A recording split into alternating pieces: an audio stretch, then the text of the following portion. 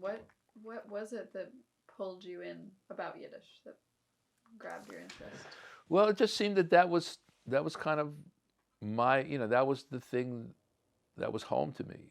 That was the, certainly when I got an understanding of what exactly happened in Eastern Europe, and that not only were all these Jews murdered, but they attempted to murder a language.